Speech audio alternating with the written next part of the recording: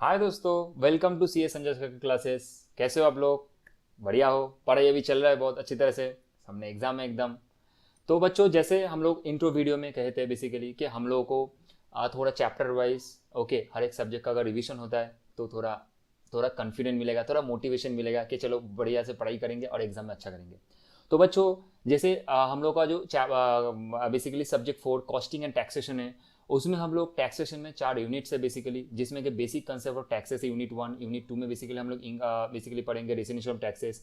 Unit 3 में basically जहाँ पे हम लोग देखेंगे कि agriculture income and unit food salaries. Okay, so बच्चों आज स्टार्ट करते हैं हम लोग basically residential status and incidence of tax unit 2 से। Let's start. एंड चलो मजा आएगा, अभी जितना भी हम लोग का अभी थोड़ा छोटा सा रिविजन होगा, मजा करते हैं। चलो लेट्स स्टार्ट। ओके, हर एक कंसेप्ट को अच्छी तरह से समझना और बहुत मजा आने वाला, आपको इजी होगा कंसेप्ट समझने में। तो सबसे पहले तो इनकम टैक्स एक्ट जो है वो 1961 में आया था और इनकम टैक्स रूल जो है वो 1962 में आया था। ओके,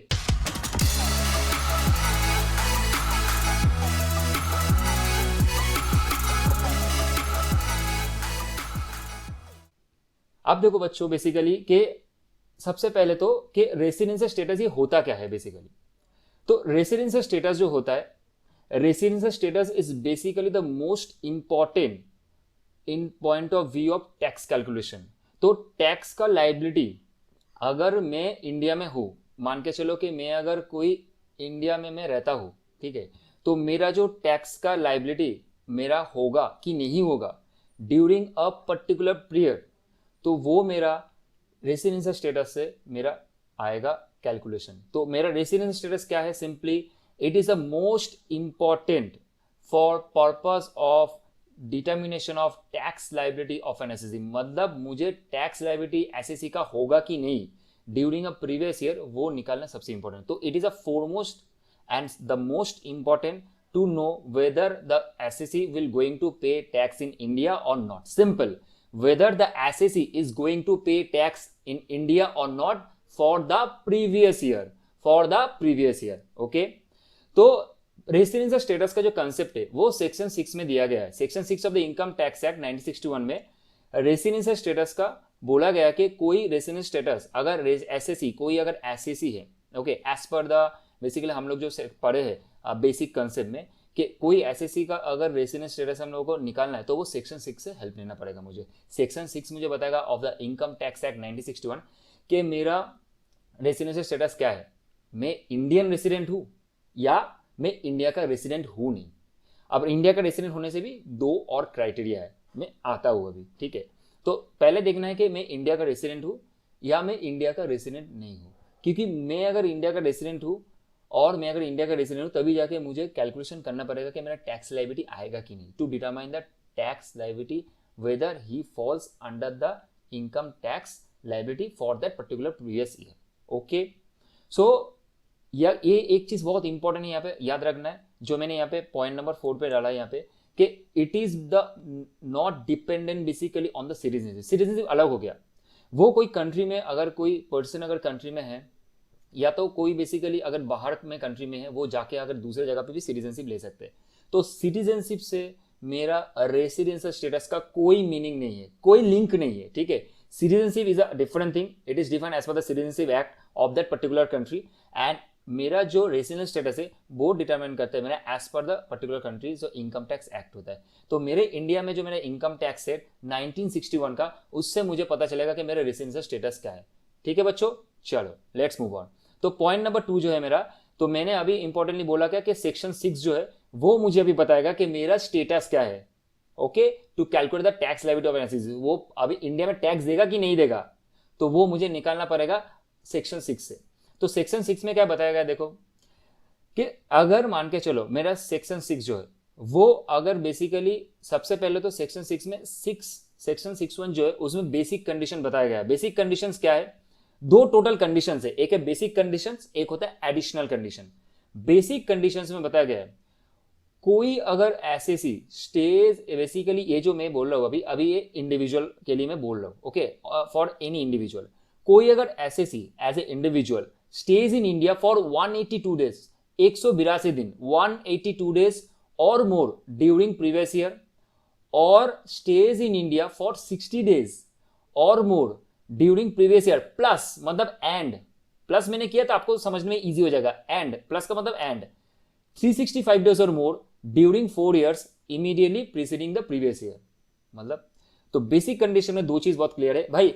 मैं 182 दिन इंडिया में था ड्यूरिंग प्रीवियस ईयर, मतलब मेरा प्रीवियस ईयर क्या है अभी, मेरा प्रीवियस ईयर एक्चुअली 21-22 है, मेरा प्रीवियस ईयर है 21-22, जो मेरा असेसमेंट ईयर है 22-23, करेक्ट। तो मैं 21-22 में 182 दिन मुझे रहना होगा इंडिया में to know his status as a resident और not. Okay, that's a point number 1। और ये अगर फुलफिल नहीं होता है, मे भी हो सकता है फुलफिल नहीं होगा, तो इनकम टैक्स ने बोले चलो मैं और आपको फिल्टरिंग करके देता हूं और आपको और एक कंडीशन में देता हूं, stage in India for 60 days और more during previous year and plus 365 days और more during 4 years immediately preceding the previous year. मतलब आप 21-22 में 60 days आपको यहां पे रहना पड़ेगा, उसके साथ साथ आपको 21-22 का जो पहले है, मतलब 21-22 का जो 4 साल पहले है, ठीक है, मतलब immediately preceding the previous year, that is 2021, 1920, 1819, 1780, ये 4 साल में आपको टोटल 365 डेज इंडिया में रहना पड़ेगा। तो आपको अगर आप ए नंबर जो कंडीशन है 61A जो है वो आप सेटिस्फाई नहीं कर पाते हो, तो आप बी कंडीशन सेटिस्फाई करते हो 60 days in during previous year 21-22 and immediately preceding the previous year 365 days और more for during previous 4 year। Okay, तो ये दोनों में से कोई भी आप एक कंडीशन सेटिस्फाई करते हो तो आपको रेसिडेंट ऑफ इंडिया माना जाएगा, आप रेसिडेंट इन इंडिया में हो, आपको माना जाएगा, करेक्ट। अगर आप बेसिक कंडीशन सेटिस्फाई नहीं करते हो, आप अगर बेसिक कंडीशन सेटिस्फाई नहीं करते हो तो आपको बच्चों माना नहीं जाएगा, आपको माना जाएगा आप नॉन रेसिडेंट इन इंडिया हो, आप नॉन रेसिडेंट इन इंडिया हो।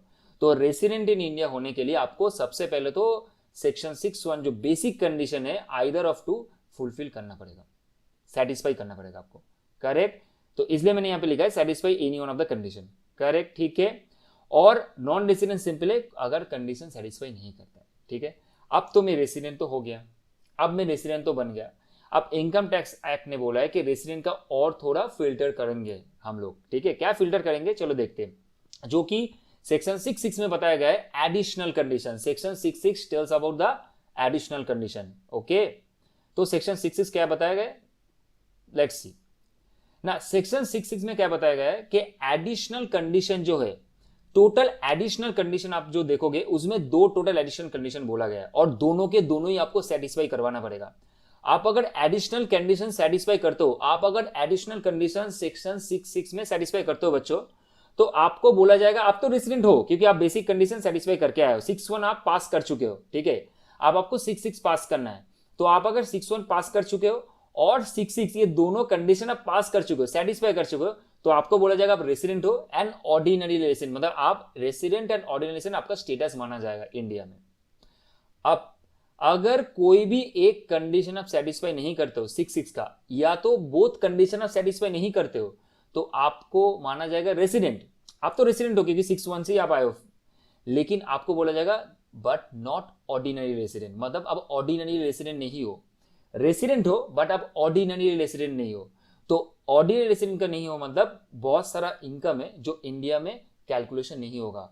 तो हाँ, मेरा एक्चुअली पर्पस क्या था, मेरा रेसिडेंट स्टेटस का पर्पस होता है to know whether the asset is going to pay tax in India or not, whether he is become liable for any taxability for his income during the previous year in India or not. तो वही है मेरा कि अगर resident but not ordinary resident होता है तो वो मेरा बहुत सारी इनकम है जो इंडिया में काउंट नहीं होगा एज अ इनकम। ओके, अब चलो बच्चों देखते हैं एडिशनल कंडीशन क्या है, मजा करके। एडिशनल कंडीशन सेक्शन 6 में बोला क्या गया है, देखो एडिशनल कंडीशन में बोला गया है कि रेसिडेंट इन इंडिया आपको होना है for 2 years out of 10 previous year immediately preceding the previous year. Means आपको रेसिडेंट होना है, मतलब आपको ये जो 6(1) का जो बेसिक कंडीशन है यहाँ पे, ओके, ये जो आपका 6(1) का बेसिक जो कंडीशन है, तो 6(1) के बेसिक कंडीशन में मुझे बोला गया कि 182 डेज और मोर ड्यूरिंग प्रीवियस ईयर और stage in India for 60 days और more during previous year plus 365 days for previous year immediately preceding the previous year.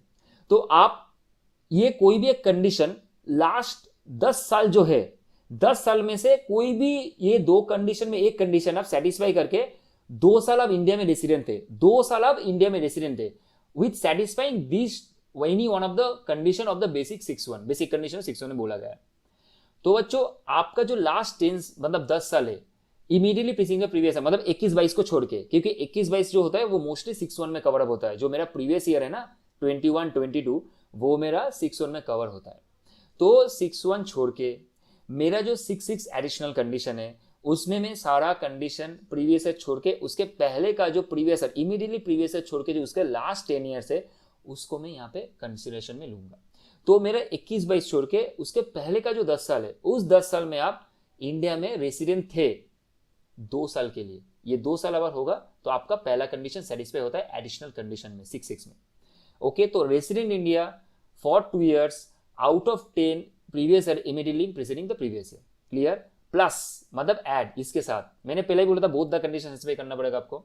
Stage in India for 730 days और more during 7 previous year immediately preceding the previous year. Same concept, आपको total 730 दिन रहना है India में, आपको total 730 दिन India में रहना है, टोटल आपको 730 दिन इंडिया में रहना है। करेक्ट? तो आपको अगर 730 दिन इंडिया में रहना है, जैसे मान के चलो मैं अगर आपको दिखाता हूं,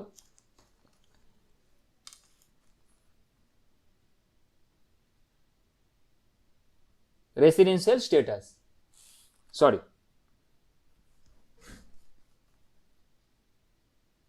ओके, तो ये जो मेरा रेसिडेंशियल स्टेटस है इसमें मेरा टोटल 730 डेज, इसमें मेरा total 730 days out of 7 previous year immediately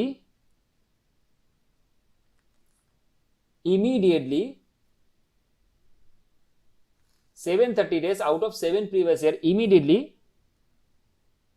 preceding the previous year। Okay, मतलब 21-22 तो आपका प्रीवियस ईयर है मानूंगा मैं, और मेरे असेसमेंट ईयर है 22-23, तो 21-23 छोड़ के मेरा जो लास्ट उसके पहले का जो 7 ईयर्स है, मतलब 2021, 19-20, 18-19, 17-18, ओके डॉट डॉट डॉट, ऐसे जो टोटल 7 ईयर्स है इसमें आपको टोटल 730 दिन रहना है, टोटल आपको 730 दिन इंडिया में रहना है। Okay, out of this last 7 previous year, okay immediately preceding the previous year 21-22 आपको टोटल 730 दिन यहाँ पे रहना है। करेक्ट?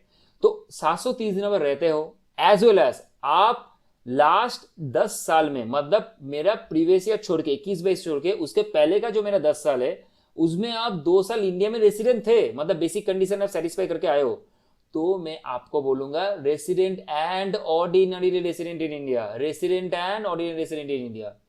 अब आपने कोई भी, मान के चलो आपने कोई भी एक कंडीशन सेटिस्फाई नहीं की, आइदर आप मान के चलो आपने ये जो एडिशनल कंडीशन में पहला जो कंडीशन जो है resident in India for 2 years out of 10 previous year, या तो आपने 730 दिन में कोई भी एक दिन या 2 दिन कम कर दिए नहीं हो, ठीक है, तो आप दोनों में से कोई भी एक कंडीशन आप सेटिस्फाई नहीं कर पाते हो, या तो आप ओनली एक ही कंडीशन सेटिस्फाई करते हो, तो आपको मैं बोलूंगा resident but not ordinary resident. Correct? तो ये मेरा सेक्शन 6-6 बोलते हैं एडिशनल कंडीशन। तो बच्चों क्लियर है एकदम पूरा कंसेप्ट? ओके, कि मेरा 6-1 जो है, 6-1 मुझे बताता है कि भाई मैं बेसिक कंडीशन जो है मेरा इंडिया में मुझे 182 दिन रहना है, इंडिया में मुझे कितना दिन रहना है 182 दिन 182 days during previous year, previous year आपके लिए है 21-22। ओके, आप ये सेटिस्फाई नहीं करते तो ठीक है कोई बात नहीं, आपको मैं छूट दूंगा और थोड़ा फिल्टर करके दूंगा, सरकार बोल रहा है मेरा गवर्नमेंट ऑफ इंडिया 60 डेज क्या बोले 60 days during previous year that is 21-22 and plus इसके साथ मैं देखूंगा क्या 365 days out of 4 years immediately preceding previous year। Am I correct? ठीक है, ये एक्ट में बोला गया है, सेक्शन 6 में बोला गया है। करेक्ट? तो सेक्शन 6 में आइदर आप ये सेटिस्फाई करो या तो आप ये सेटिस्फाई करो, दोनों में से कोई भी एक आप सेटिस्फाई करते हो तो आपको रेसिडेंट माना जाएगा। हो गया? अब इसके बाद मैं रेसिडेंट, अब रेसिडेंट होने के बाद मेरा और एडिशनल कंडीशन अगर मैं फुलफिल करता हूं तो मुझे रेसिडेंट में और 2 फिल्टरिंग करने के लिए इनकम टैक्स बोला है, to know more about the income, to calculate the income more properly. Okay, तो पहले तो ये दोनों कंडीशन में कोई भी एक कंडीशन नहीं फुलफिल कर पाता हूं तो मैं तो भाई नॉन रेसिडेंट हूं, नॉन रेसिडेंट हो गया तो मैं वहां पर स्टॉप हो गया और मुझे आगे जाने नहीं मिलेगा, मुझे सिग्नल नहीं है, मुझे रोक दिया है, रेड सिग्नल देके मुझे रोक दिया इनकम टैक्स ने, बोले आप यहाँ पे रुक जाओ, ठीक है, मैं रेसिडेंट जो है 6-1 में जो सेटिस्फाई किया है कोई भी एक कंडीशन में उसको बोलूंगा आप आगे जाओ, आप आगे जाओ, ठीक है।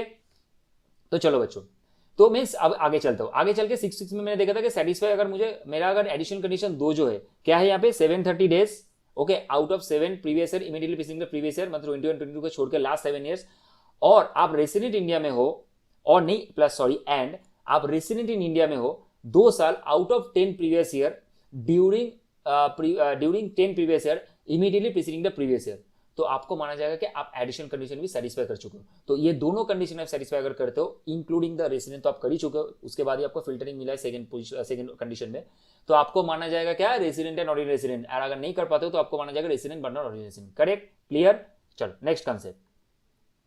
अब कुछ एक्सेप्शन दिया है। इनकम टैक्स ने बोला है कि भाई आपने ये जो 6(1) का जो कंडीशन है, 6(1) का जो कंडीशन है ये सब लोगों के लिए एप्लीकेबल नहीं करूंगा मैं। ये जो 6(1) का कंडीशन है सब लोगों के लिए एप्लीकेबल नहीं करूंगा मैं, कुछ थोड़ा फिल्टरिंग करूंगा, और कोई ऐसी चीज जो है इंडिविजुअल में जो ऐसी चीज है उनको मैं बोलूंगा कि इंडिविजुअल जो ऐसी चीज है उनको मैं बोलूंगा आपके लिए ये एक्सेप्शन है।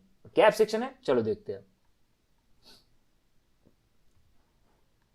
सबसे पहले तो एक्सेप्शन में क्या बोला, देखो द पीरियड ऑफ 60 डेज, जो मेरा बी 6(1)(b) में जो लिखा बेसिक कंडीशन में, the period of 60 days in condition B has been extended to 182 days for below cases.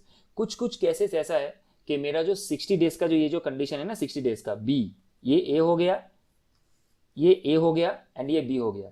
ये जो बी जो है, बी जो मेरा है ये मैं नहीं मानूंगा। गवर्नमेंट बोला ये मैं नहीं मानूंगा। कुछ केसेस ऐसा है, कुछ एक्सेप्शन है, मुझे सिर्फ यही मानना है। अगर वो यही सेटिस्फाई करता है, 6(1) ए सेटिस्फाई करता है, तब मैं बोलूंगा कि आप रेसिडेंट हो, तब मैं बोलूंगा आप रेसिडेंट हो। अदरवाइज मैं बोलूंगा आप रेसिडेंट नहीं हो, आप सिंपली नॉन रेसिडेंट हो, आप सिंपली नॉन रेसिडेंट हो। ठीक है, लेट्स सी। एक्सेप्शन में नंबर 1 आता है कौन, इंडियन सिटीजन, जो इंडिया का सिटीजन है, who lives India for the purpose of employment during previous year.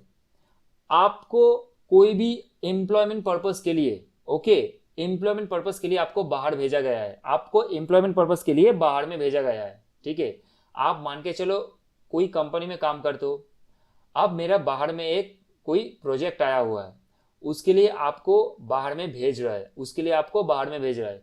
Either में भी कुछ काम ऐसा होगा कि आपको ही सिर्फ नॉलेज है स्पेसिफिकली, और कोई एक्सेस या एक्स्ट्रा काम होगा जो आप कर सकते हो, इसलिए आपको बाहर भेजा है। ऐसा नहीं है कि आपको फर्स्ट टाइम जॉब मिला है, आई एम रिपीटिंग इट, ऐसा नहीं है कि आपको फर्स्ट टाइम जॉब मिले। अगर फर्स्ट टाइम जॉब मिले तो एक्सेप्शन एप्लीकेबल नहीं होगा।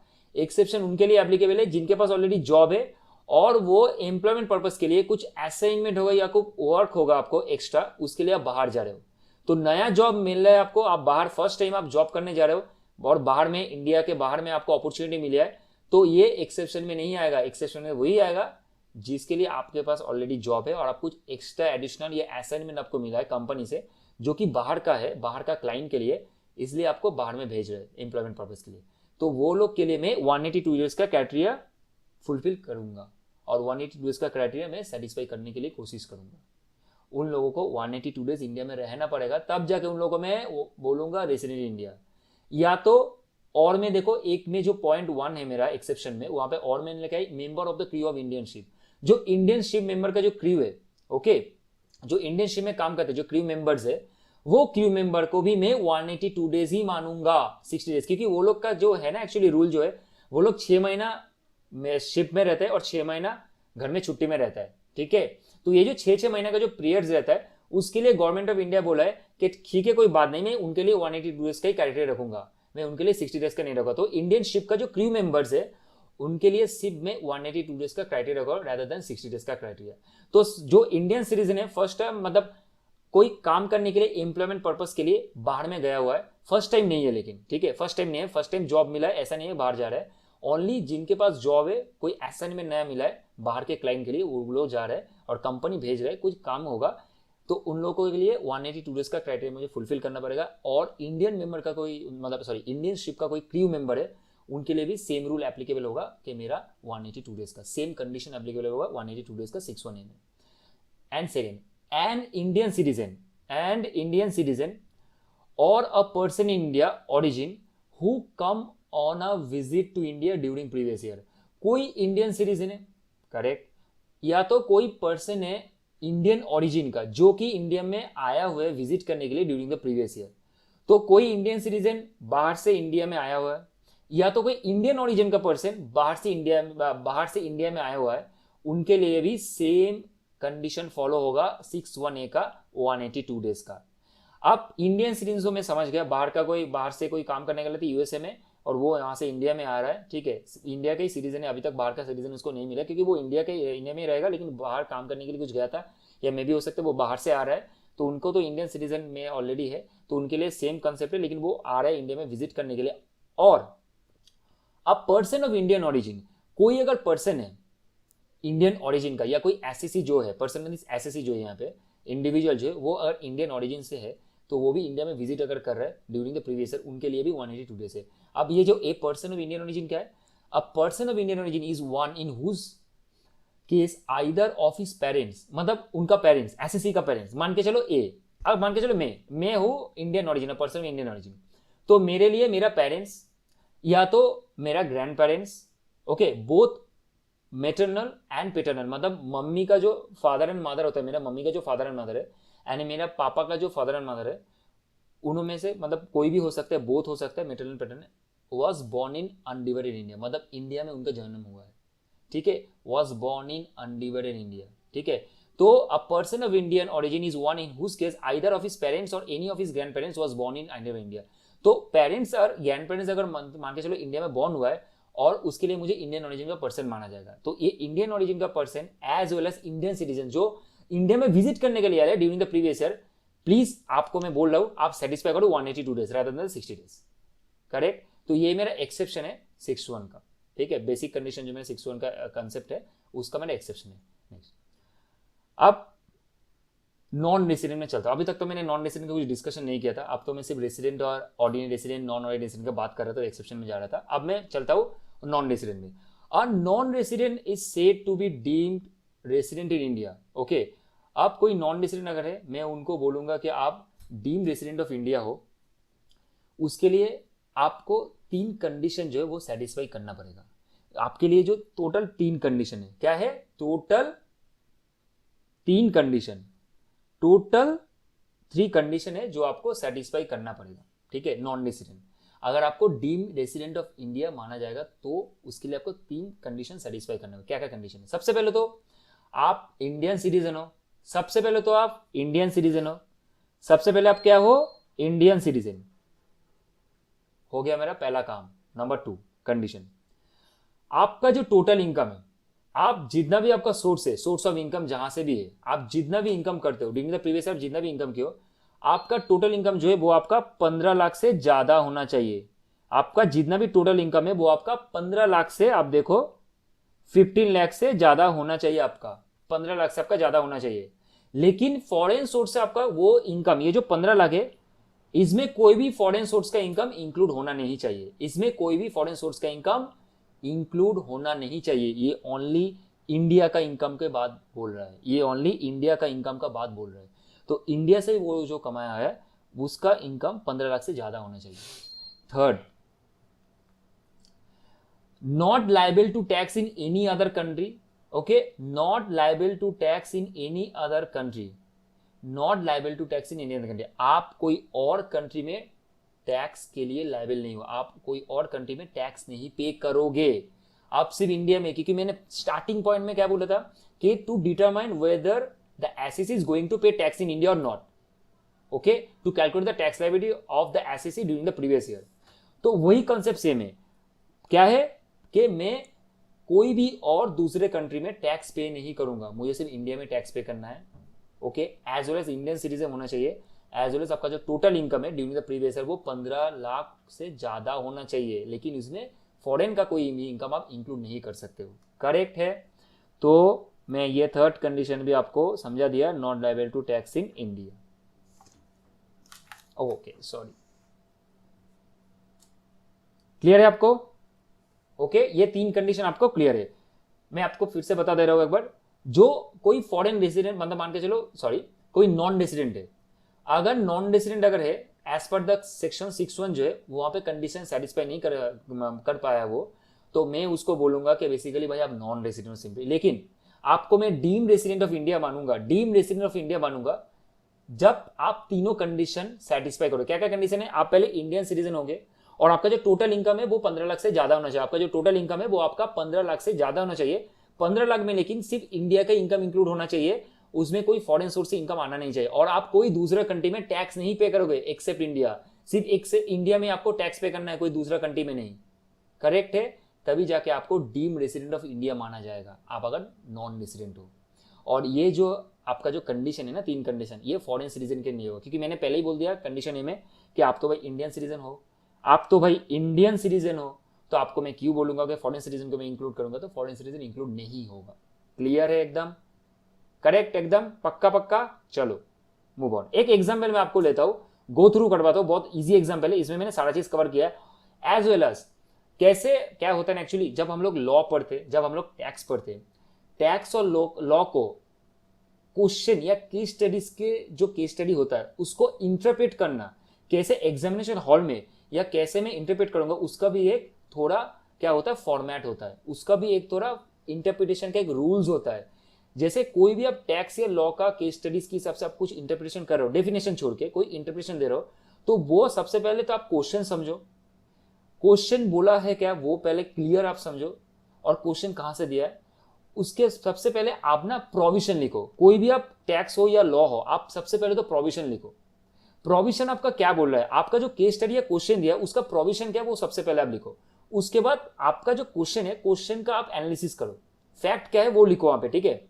और उसके बाद आप एनालिसिस करो, और लास्ट में ना आप क्या करो, कंक्लूजन दे दो कि आपका जो क्वेश्चन पूछा है वो आप जो क्वेश्चन में मान के चलो, आपको क्वेश्चन में बोला है कि आपका जो कंडीशन है, आपका जो आप जो बोल रहे हो कि वो रेसिडेंट है कि नहीं, वो आप कंक्लूजन में दे दो कि ये मेरा एनालिसिस है, और on the base of above analysis मेरा यहाँ पे देख रहे हो कि वो रेसिडेंट नहीं है, क्योंकि वो सिंपल सा चीज है, सेक्शन 6 सेटिस्फाई नहीं कर, बस ऐसे आपको लिखना पड़ेगा, तब जाके आपका जो मार्क्स है ना कैरी होता है। जो बेसिकली एग्जामिनेशन हॉल में, मतलब जो एग्जाम में जो जिन लोगों का जो मार्क्स अच्छा आता है उन लोगों का ये फॉर्मेटिंग वो लोग मेंटेन करते हैं, वही थोड़ा सेपरेट हो जाता है with respect to the all other students. तो सबको किसी को मैं रिक्वेस्ट करूंगा, मैंने जैसे लिखा है क्वेश्चन में ऐसे आप थोड़ा फॉलो करना। ये आपको पहले पहले आप अभी स्टार्ट किए हो पढ़ना, टैक्स तो आपके लिए पूरा नया सब्जेक्ट है, एकदम पूरा आप बोल सकते हो। तो ये आप जब लिखोगे इसको फॉलो करना, आस्ते आस्ते आपका हो जाएगा, it will take time but हो जाएगा। देखो मैंने क्या बोला एक क्वेश्चन में, एग्जाम्पल में मैं बोला हूं कि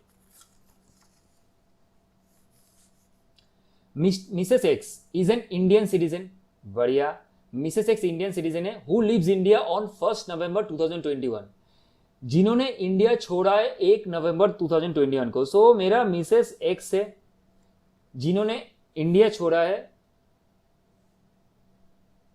एक मिनट, हाँ 2021 का 1 नवंबर में, for her assignment in Switzerland. देखो ये हो गया मेरा एक्सेप्शन, ठीक है, आ रहा है मेरा। तो उनको ना कुछ असाइनमेंट मिला है बाहर में, स्विट्जरलैंड में कुछ असाइनमेंट काम करने मिला है, कुछ एक्स्ट्रा काम होगा उनको मिला है, तो वो क्या किया, वो स्विट्जरलैंड में जा रहा है फर्स्ट टाइम, ठीक है, वो स्विट्जरलैंड में जा रहा है। And came back to India on 30th March 2022, and came back to India on 30th March 2022, very good.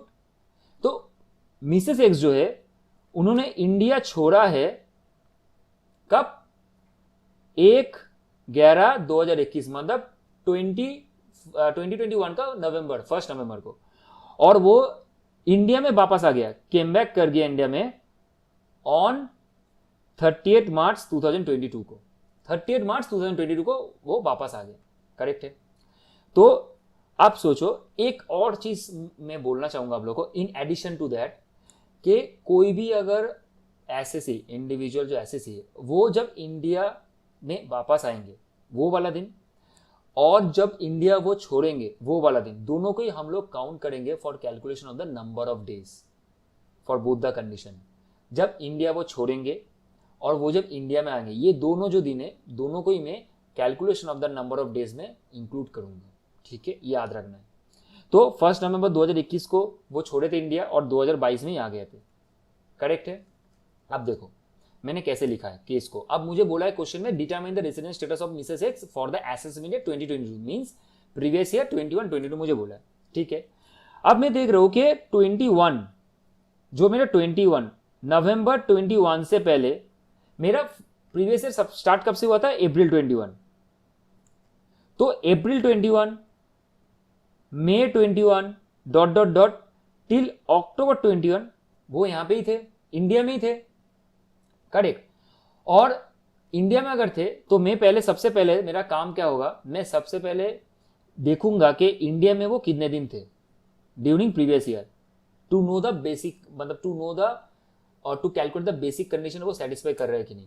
तो मैंने देखा कि नंबर ऑफ डेज जो 21 22 में वो थे इंडिया में, और मार्च में वो आ गए थे 38 को, तो मैं मार्च का 21 में 2 दिन ही पकड़ूंगा।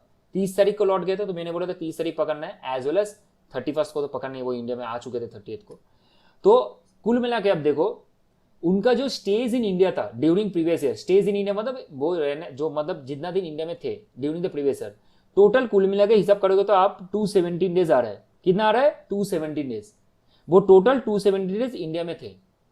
So as per the given case, Mrs. X stays in India for 270 days during previous year 21-22 and she left India for purpose of employment during previous year 21-22। तो सबसे पहले तो ये मेरा एक्सेप्शन में आता है, एक्सेप्शन नंबर 1 में आता है, सेक्शन 61 का जो बेसिक कंडीशन है उसमें जो एक्सेप्शन बोला गया है, सबसे पहले वो आता है क्या, अगर कोई इंडियन सिटीजन इंडिया छोड़ा है फॉर एम्प्लॉयमेंट पर्पस, उनके लिए 182 डेज एप्लीकेबल होगा एंड मिसेस एक्स सेटिस्फाई कर रहा है। तो सबसे पहले तो मेरा रेसिडेंट हो गया, सबसे पहले तो रेसिडेंट हो गए, कोई प्रॉब्लम नहीं है। नेक्स्ट, अब रेसिडेंट तो हो चुके, मेरा नेक्स्ट कंडीशन क्या है, मेरा next condition additional condition section 66। Section 66 में क्या देखूंगा मैं, सबसे पहले तो सेक्शन 66 में देखूंगा कि out of 10 previous year immediately preceding the previous, 21-22 को छोड़ के, ये जो मैंने आपको बताया था 21-22, ठीक है, ये जो मैंने आपको 21-22 बताया था, 21-22 को छोड़ के जो उसके पहले जो मेरा 10 ईयर से 10 साल में उनको रेसिडेंट इन इंडिया 2 साल होना ही है, करेक्ट, प्लस 730 डेज वो रहेंगे इंडिया में out of 7 previous year immediately preceding the previous year. Okay, तो अब मैं देखते हूं कि वो कंडीशन सेटिस्फाई करता है कि नहीं। तो सबसे पहले तो बहुत क्लियर है ये क्वेश्चन में, एज क्वेश्चन बोला है कि वो इंडिया छोड़ रहे हैं 1 नवंबर 2021 को, तो इसके पहले मेरे पास कोई इंफॉर्मेशन नहीं है एंड क्लियर कट है कि मिसेस एक्स इंडिया में थे, इसके पहले 21 नवंबर 21 से पहले इंडिया में ही थे। तो वो तो 10 साल जो 21-22 छोड़ के जो पहले का 10 साल है तो 10 साल ही थे, ऑब्वियसली कोई इंफॉर्मेशन नहीं तो मैं सोच ही लूंगा कि 10 साल ही थे, और 730 दिन तो ऑब्वियसली थे, अगर 10 साल वो थे तो 730 दिन तो हो गई। तो मुझे लगता है कि पूरा कंडीशन को सेटिस्फाई करा, और क्लियरली भी है, क्वेश्चन से पूरा क्लियर है मेरा कि बोथ द कंडीशन सेटिस्फाई कर, resident India for 2 years out of 10 previous year immediately previous year plus मतलब एंड 730 डेज और more during the 7 previous year immediately preceding the previous year, दोनों कंडीशन सेटिस्फाई कर रहे हैं, तो मैं उनको बोलूंगा resident and ordinarily resident, correct है। अब मैं कैसे लिखा हूं देखो, इंटरप्रेट में से क्या, as per section 61, as per section 61 of the Income Tax Act 1961, a person who stays in India for 182 days or more during previous year if the person leaves India for the purpose of employment and said to be resident in India, correct। तो 182 दिन उनको रहना चाहिए अगर वो India leave कर रहे for the purpose of employment, ये सेटिस्फाई कर रहा है in the given case Mrs x. मैंने अब यहाँ पे क्या लिखा, मैंने यहाँ पे पहले एनालिसिस किया क्या है केस में, उसके बाद मैंने यहाँ पे मेरा कंक्लूजन दिया छोटा सा, in the given case Mrs x satisfy the mention condition hence he is resident of India, हो गया पॉइंट नंबर 1, 61 सेटिस्फाई हो गया। अब section 66, additionally for the purpose of determining whether she is ordinary resident और not, the additional condition laid down under 66 of the Income Tax Act 1961 should be satisfied. Since from the above discussion and mentioned question, it is clear that she is resident of India for 2 years out of 10 previous year immediately preceding the previous year and in India for 730 days or more during previous year immediately preceding the previous year. तो मैंने बोल दिया था आप दोनों condition satisfy करो addition condition में, तो सिंपल सा चीज है भाई, मैं कंक्लूजन ड्रॉ करूंगा Mrs x satisfy both the additional condition along with the basic condition as laid down in section 61, hence she is resident and ordinary resident in India।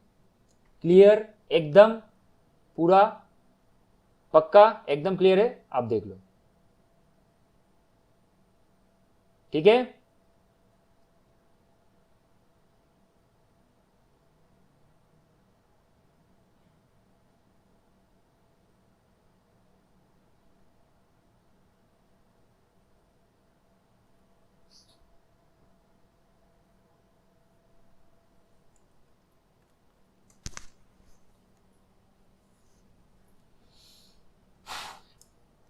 चलो let's see, अब मेरा छोटा सा एक टॉपिक बचा है incidence of tax का। Residential status तो क्लियर हो गया, एकदम क्लियर हो गया मेरा।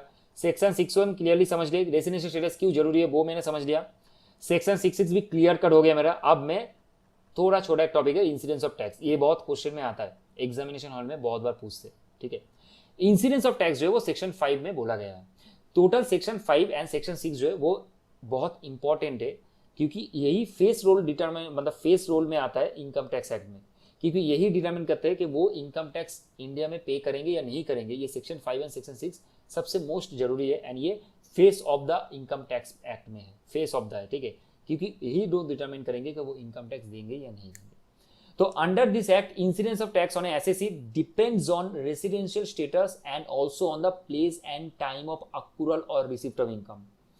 बहुत बड़ा वर्ड है, मैं इसको बताता हूँ। क्या लिखा है यहाँ पे, देखो बच्चों, यहाँ पे देखो, आपको क्लियर कट होगा कि ये जो सेक्शन 5 है इंसिडेंस ऑफ टैक्स, ये जो सेक्शन 5 है इंसिडेंस ऑफ टैक्स, यहाँ पे क्या बोला है, यहाँ पे बोला गया है कि सिंपल सा चीज कि इसका जो इंसिडेंस होगा, टैक्स का जो इंसिडेंस होगा, टैक्स लगेगा नहीं लगेगा, उसका इनकम टैक्सेबल होगा इंडिया में नहीं होगा, वो प्योरली डिपेंड किसके ऊपर करता है, रेसिडेंशियल स्टेटस के ऊपर प्योरली।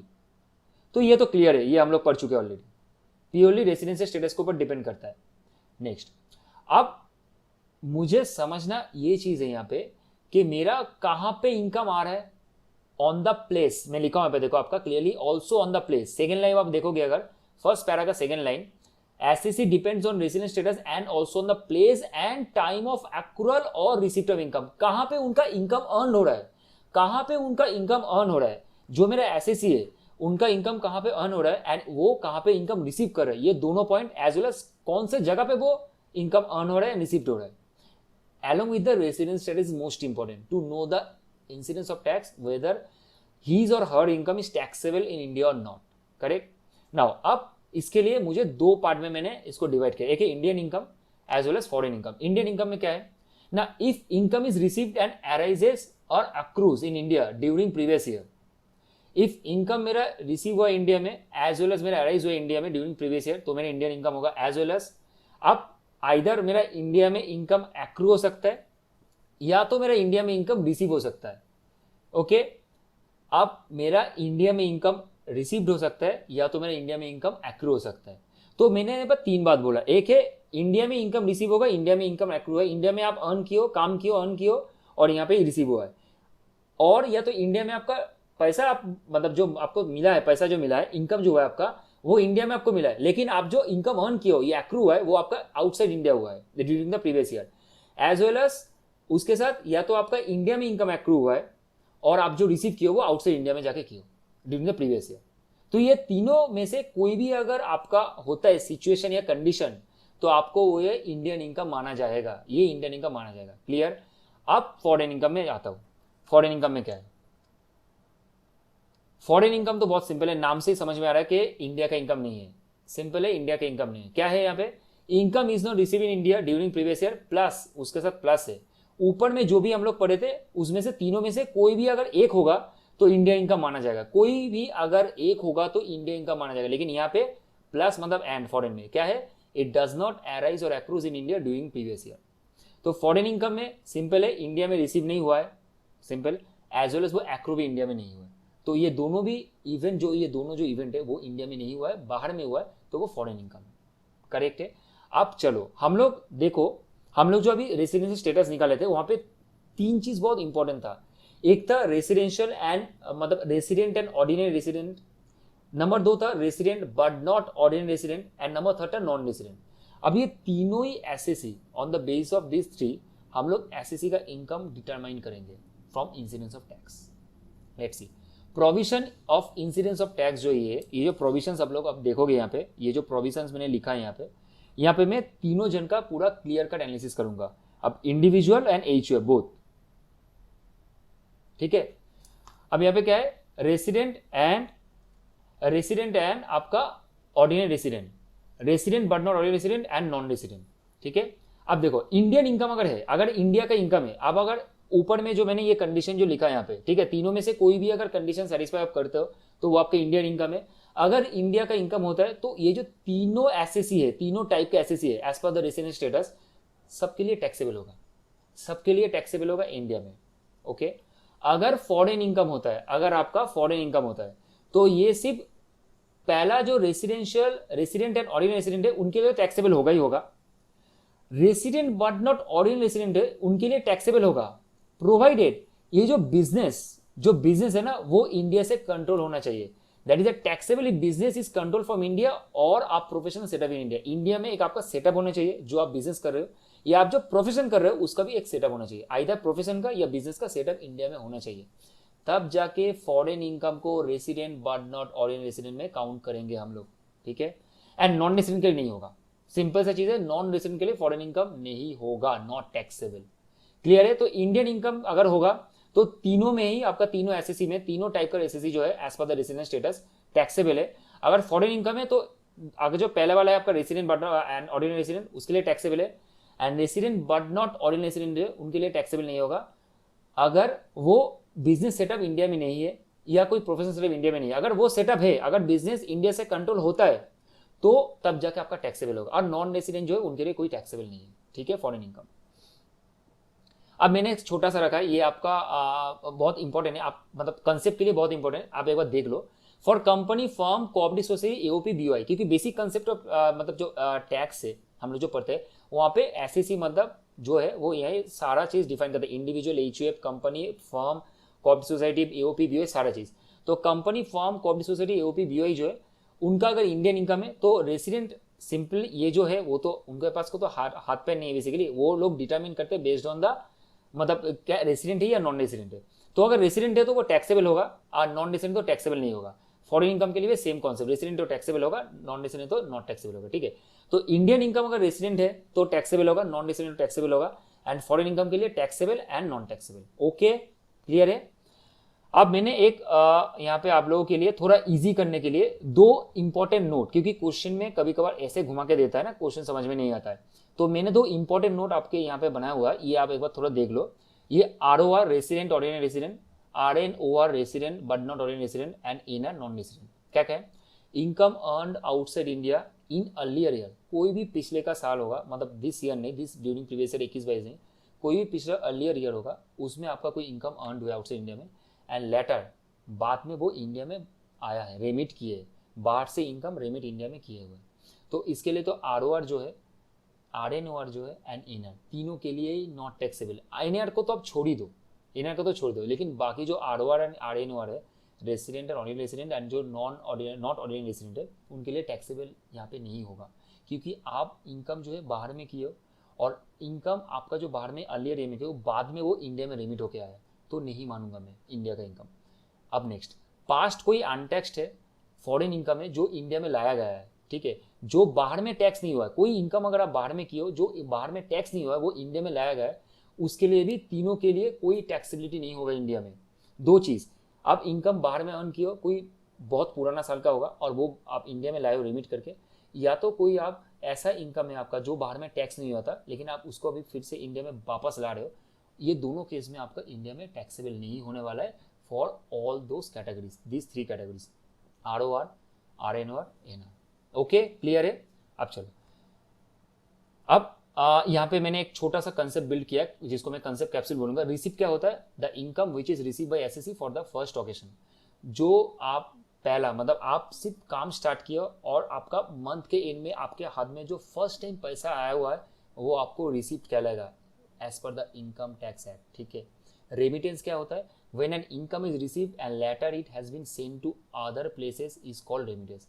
आप कहीं दूसरे जगह पे किए हो इनकम, रिसीव भी किए हो, आप उसके बाद वो इनकम आप दूसरे जगह पे ट्रांसफर कर रहे हो। जैसे मान के चलो मैं एग्जाम देता हूँ, आप कोलकाता में हो, आप कोलकाता में कोई इनकम किया, आप उसके बाद कोलकाता से इनकम आपने क्या किया, आप लंदन में आपका मम्मी पापा है तो आप वहाँ पे इनकम रेमिट कर दिए, आप वहाँ पे ट्रांसफर कर दिए, भेज दिए, तो इसको बोलते रेमिटेशन। मतलब आप एक जगह पे किया और दूसरी जगह पे आप इनकम भेज दिए, उसको बोलते remit of income, remittation of income. Next है एक्रूरल। एक्रूरल का मीनिंग क्या होता है? एक्रूरल और अराइजिंग का जो मीनिंग होता है ये दोनों बहुत इंपॉर्टेंट है for the income tax purposes. This is basically similar in nature, आपका कोई है इसमें है income is said to be accrued और arises to an SSC only if the same is earn by the SSC and create a claim in favour of him और her. अगर कोई भी इनकम आप मान के चलो एफर्ट दे चुके हो, आपको आपको कोई काम दिएगा, आप एफर्ट दे चुके हो, आप काम करके दे चुके हो, पूरा कंप्लीट है आपका काम, तो मैं बोलूँगा आपका इनकम एक्रू हो गया ऑलरेडी, आपका इनकम एक्रू हो गया। इसको मैं इनकम एक्रू बोलूँगा, मतलब आप इनकम अर्न कर रहे हो, ठीक है, आप इनकम अर्न करो क्योंकि आप एफर्ट बर्न कर चुके हो, आपका जो है करेक्ट है। अब मैं क्लियरली एग्जाम्पल में जाता हूँ, ठीक है, ओके, एक मिनट, आप थोड़ा ये कॉन्सेप्ट देख लो एक बार, मैं क्लियरली जाता हूँ।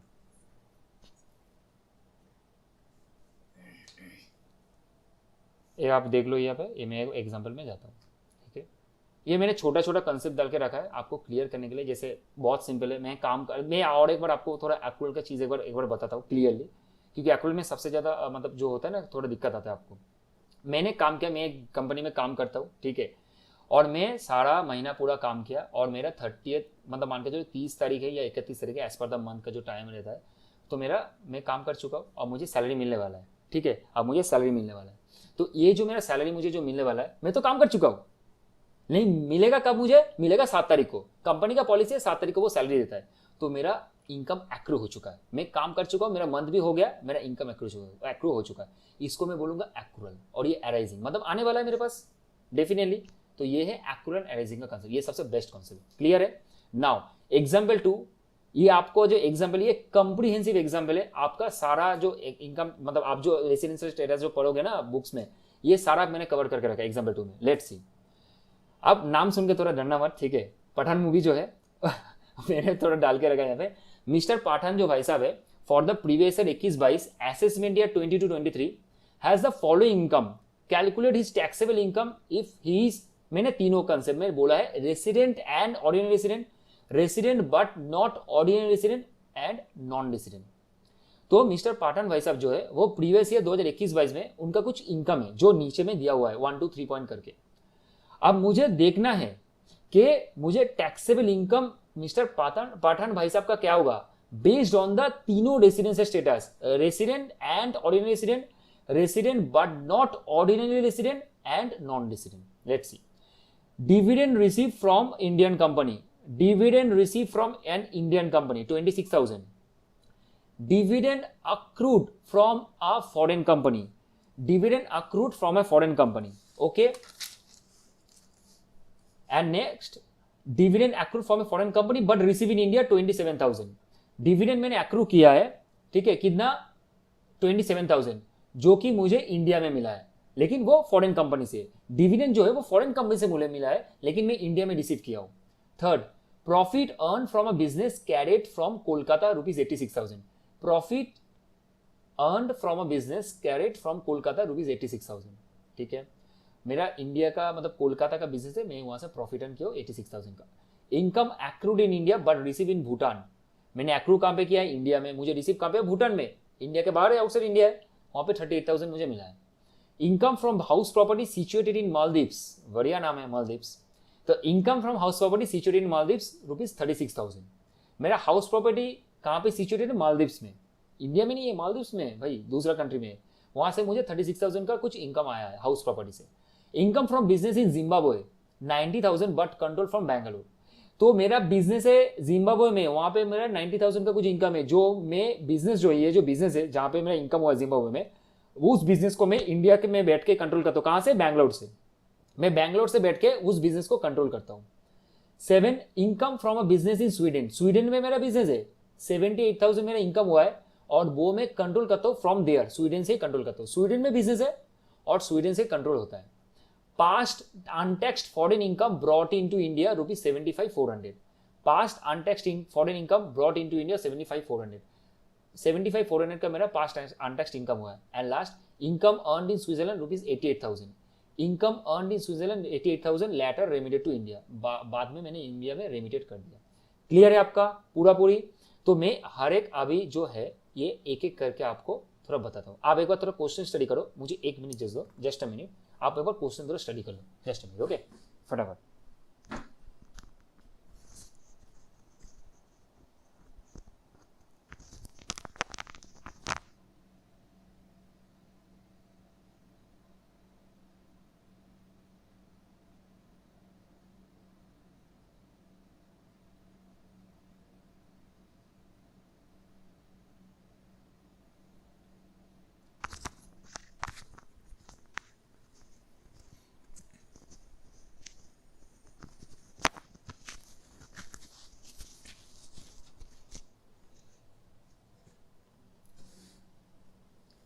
या तो बच्चों आप लोगों ने क्वेश्चन स्टडी किया, ठीक है। चलो एक एक करके क्वेश्चन को सॉल्व करते हैं, ठीक है। अब मैं मिस्टर पाठान भाई साहब जो है, ठीक है, मिस्टर पाठान भाई साहब, तो सबसे पहले तो मेरा फॉर्मेटिंग बहुत बढ़िया होना चाहिए। एग्जाम हॉल में फॉर्मेटिंग बहुत इंपॉर्टेंट है, उसके ऊपर भी मार्क्स आता है, ठीक है। फॉर्मेटिंग आपका अच्छा होना चाहिए। तो देखो मैंने लिखा है पे computation of taxable income of mister Pathan for the assessment year 2023 relating to previous year 21-22। ये फॉर्मेट मेंटेन करना है आपको, ये लिखना है जब भी आप कोई भी चीज कंप्यूटेशन कर रहे हो, कोई भी कैलकुलेशन कर रहे हो, ठीक है। टैक्स में सैलरी इनकम हो, चाहे वो एग्रीकल्चर इनकम हो, चाहे वो रेसिडेंशियल स्टेटस हो, या चाहे तो वो इनकम हुई do not form part of tax जो है, उसमें आप अगर लिख रहे हो यहाँ पे एग्जेम्पशन भी लिख रहे हो, तो आप ये फॉर्मेट मेंटेन करना हमेशा, ठीक है। तो क्या है, देखो मैंने तीनों कॉलम यहाँ पे क्लियरली कट लिखा है। एक है मैं यहाँ पे शॉर्ट में लिख रहा हूँ ROR, RNOR as well as मेरा NR। अब देखो सबसे पहले तो dividend receive from an Indian company.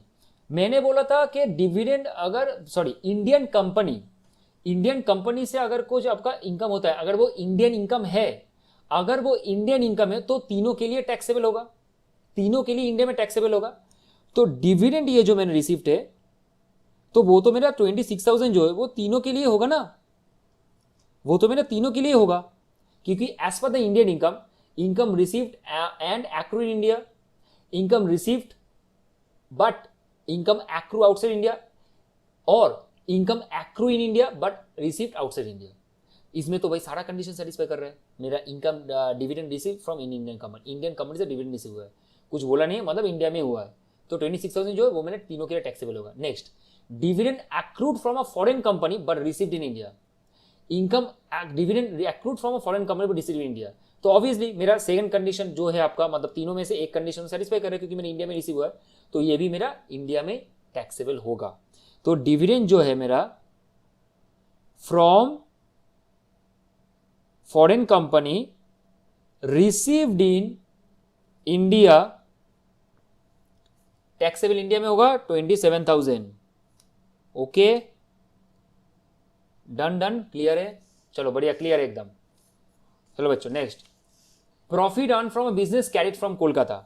अच्छा, प्रॉफिट हुआ है मेरा कोई बिजनेस से, profit from a business carried from Kolkata, तो कोलकाता में है, इंडिया में ही है, इंडिया के इनकम है, इंडिया में बिजनेस हुआ है, इंडिया में इनकम हुआ है, करेक्ट। इंडिया में बिजनेस हुआ है, इंडिया में इनकम हुआ है, इंडिया में रिसीव हुआ है, तो डेफिनेटली ये टैक्सेबल तो तीनों के लिए होना चाहिए, सिंपल सा, ठीक है।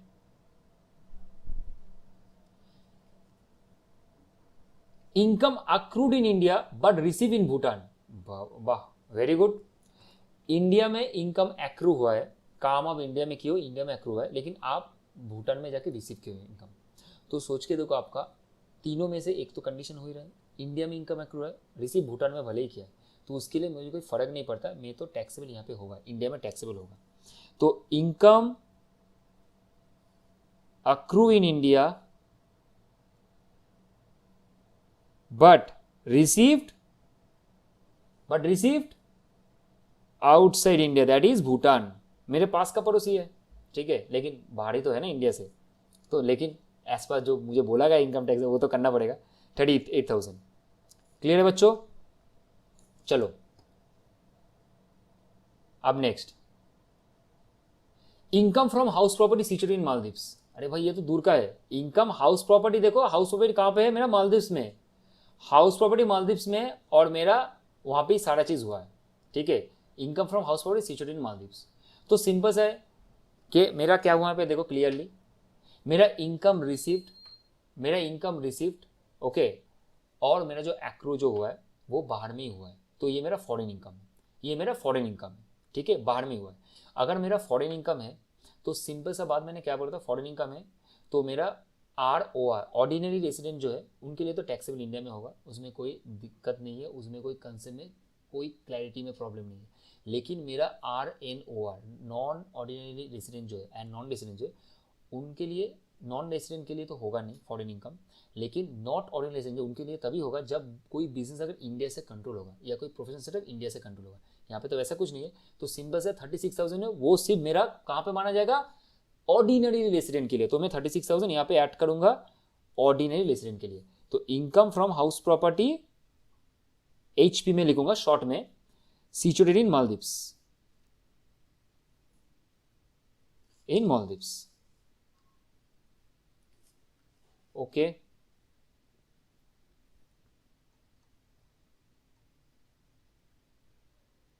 क्लियर है? अब चलो मैं नेक्स्ट, अच्छा एक से ना थोड़ा, हाँ, income from business in Zimbabwe 90,000 but control from Bangalore. Very good. मेरा एक बिजनेस है, कहाँ पे? आउटसाइड इंडिया, जिम्बाब्वे में, और उसका कंट्रोल जो होता है वो इंडिया से होता है, बैंगलोर से होता है।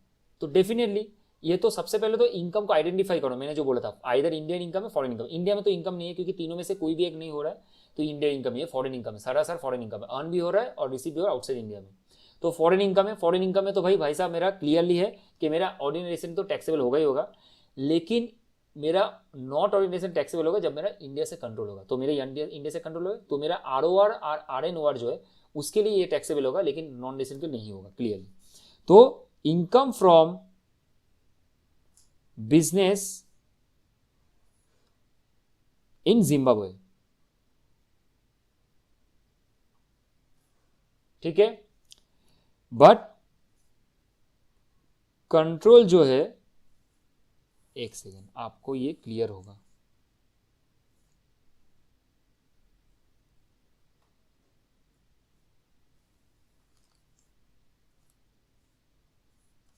तो income from business in Zimbabwe but control from Bangalore, तो 90,000 जो है मेरा, ये मेरा दोनों के लिए एप्लीकेबल है, लेकिन इसके लिए नहीं होगा, simple. Next, income from a business in Sweden 78,000 and control from there. Sweden में ही मेरा बिजनेस है, स्वीडन में ही मेरा इनकम रिसीव हुआ है और स्वीडन से ही मेरा कंट्रोल होता है। तो सिंपल है कि मेरा भाई ROR में आएगा, सिंपल है, मेरा ROR में आएगा, एकदम क्लियर है। लास्ट तीन जो टोटल लास्ट पॉइंट है, एक क्वेश्चन है, वो एकदम रिलेटेड है पूरा। तो ये सिंपल है, मेरा इनकम फ्रॉम स्वीडन जो है सिर्फ मेरा टैक्सेबल होगा यहाँ पे ROR में, क्लियर। कंट्रोल तो इंडिया से नहीं हो रहा है तो कोई क्वेश्चन ही नहीं बनता है। अब last, past untaxed foreign income brought into India, past untaxed foreign income brought into India. तो मैंने नोट जो दिखा था ना, वो दोनों जो नोट मैं आपको ये दिखाता हूँ यहाँ पे, दोनों जो नोट मैंने इंपॉर्टेंट बोला था, ये नोट याद रखना है आपको। पास्ट अनटैक्स्ड अगर इंडिया में इनकम है, ठीक है, और या तो कोई अर्लियर इनकम है इंडिया में रिमिट कर रहा है, तो तीनों में से कोई भी कैटेगरी में टैक्सेबल नहीं होगा, तीनों में से कोई भी कैटेगरी टैक्सेबल नहीं होगा। और यहाँ पे सारा तो क्लियरली दिया कि पास्ट अनटैक्स्ड इनकम है, तो मेरा पास्ट अगर अनटैक्स्ड इनकम है तो वो तो मेरा टैक्सेबल नहीं होने वाला, तीनों में से कोई भी नहीं। And income earn in Switzerland 88,000 later remitted to India. Income मैंने स्विट्जरलैंड में अर्न किया था, इनकम मेरा स्विट्जरलैंड में अर्न हुआ था, लेकिन बाद में मैंने उसको इंडिया में रेमिट किया, कुछ मेरा दरकार है, हो सकता है, तो ये इंडिया में टैक्सेबल नहीं होगा, तीनों रेसिडेंशियल स्टेटस में एकदम। तो मेरा क्या होगा यहाँ पे, income earn from Switzerland later remitted to India, clear है आपको, not taxable. Done, everything done. Now आप इसको समाप्त कर दो, आप समाप्त करोगे तो इसका मेरा आ जाएगा टोटल इनकम। चलो समाप्त कर लेते एक बार तुरंत फटाफट करके। 26, 20, 53, 53, 86 हो गया मेरा, यहाँ पे 139, 139, 177, 1,77,000 हो गया मेरा। ओके, तो यहाँ तक तो मेरा है 177 यहाँ तक, और ये हो गया मेरा 90, तो मेरा कितना बचा 267, तो मेरा कितना हो गया 267, एंड 267 यहाँ तक हो गया। देखो मैंने ऐड कैसे कर रहा हूँ, ठीक है, 267 यहाँ तक मेरा हो गया, उसके साथ मैं 78 ऐड कर दूंगा, तो मेरा कितना हो गया 355, 345, सॉरी, क्लियर। तो ये टोटल इनकम है, बस खत्म सम। ओके, तो ये एक कॉम्प्रिहेंसिव सम है आपका, ये जो सम है एक्चुअली। ओके, टोटल में ओके सॉरी, एक्सट्रीम यहाँ पे 36,000 और ऐड होगा, ये 381 होगा। ओके, ये मैंने 36,000 एक्चुअली ऐड नहीं किया था, तो ये आपका 381 हो गया। ROR जो है 381 इसका हो गया इनकम। मेरा ये जो RNOR है उसका हो गया 267, और मेरा ये जो NR है उसका हो गया 177, ठीक है। तो ये एक कॉम्प्रिहेंसिव सम है, ये मेरा पूरा कंप्लीट सम है। इसका ऑलमोस्ट ये जो सम है ये आता है 6 मार्क्स का या 10 मार्क्स का भी आ सकता है, डिपेंड करता है। लेकिन इसमें मैंने जो सारा पॉइंट है ये ऑलमोस्ट मैंने सारा कवर कर दिया आपको। यही टाइप का आता है क्वेश्चन में, और इसको थोड़ा क्लियर करके और थोड़ा बढ़िया से एग्जाम्पल और देते हैं, ठीक है। अब आप एक बार यहाँ पे देखो, मैंने जो बताया ये जो नोट्स है, ठीक है, ये नोट्स मैं आपके लिए वहाँ पे मतलब ऐड कर दूंगा। आप ये नोट्स पढ़ना अच्छी तरह से, आपको पूरा क्लियर हो जाएगा, ठीक है। और कोई भी क्वेरी अगर आपको होगा, ठीक है, मेरा यहाँ पे जो मेल आईडी दिया हुआ है, मेल में या तो आप कॉल करके मेरे से पूछ सकते हो, कोई भी अगर प्रॉब्लम है इसके रिगार्डिंग। लेकिन आप जो मेरा जो रिविजन है ये मेरा क्लियर कट है एकदम, ठीक है। तो ये जो मेरा मैंने जो अभी बताया आपको ये पूरा क्लियर कट है। मुझे लगता है कि आपको कोई प्रॉब्लम होना नहीं चाहिए, जितना मैंने डिटेल में आपको समझाया, ठीक है। ऑल द बेस्ट बच्चों, अच्छी तरह से पढ़ो एकदम, और थैंक यू।